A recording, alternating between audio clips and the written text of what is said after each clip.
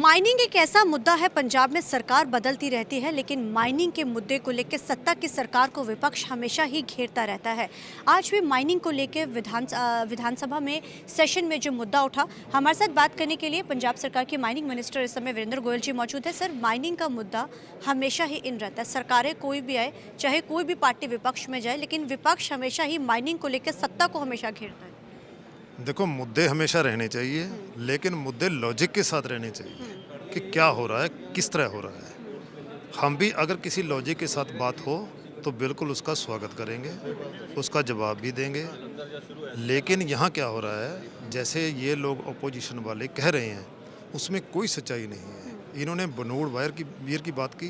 Banur beer के बारे में मैंने अभी बताया जैसे कि बनूड़ बियर एक डीसिल्टिंग थी। पहले तो माइनिंग है ही नहीं थी वहाँ पे, वो डीसिल्टिंग थी।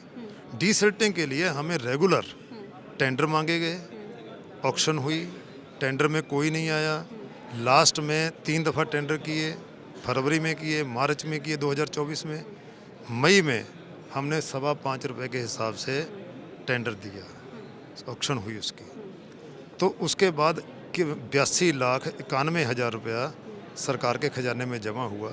अब भी वहाँ चल रही है डीसिल्टिंग, डीसी, एसएसपी, हमने अपनी विजिलेंस वहाँ बिठा रखी है। तो 3 करोड़ रुपए वहाँ से आएगा, तो गैर कानूनी कैसे होगी ये? आपने इलीगल वर्ड, जैसे आपने गैर कानूनी बोला, कहते ये तो आपने सदन में भी ये बात बोली कि ये तो जो शब्द ही नहीं है जो इलीगल, बार बार जो चीज़ों को बोला जाता है। और साथ में सर, लेकिन बहुत सारी वीडियोस, फोटोग्राफ्स जो आमतौर के ऊपर विपक्ष जो है वो खुलकर शेयर करता है कि ये देखिए इस तरीके से चल रही हैं।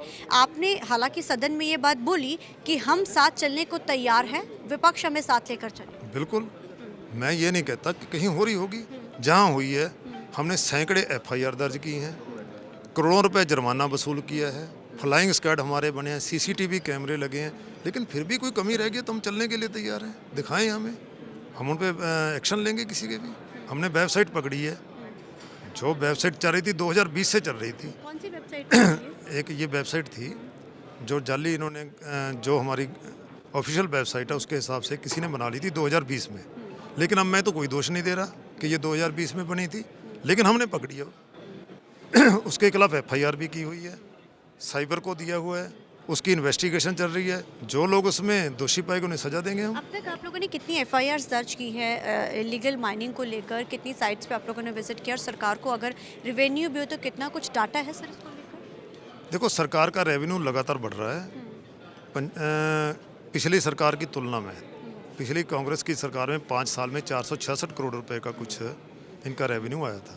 लेकिन हमने 3 सालों में 785 या 88 अबाउट इतने करोड़ रुपए का रेवेन्यू जो है वो सरकार को आया है। There are so many FIRs and about 60 crore of rupees हमने फाइन वसूल किया है।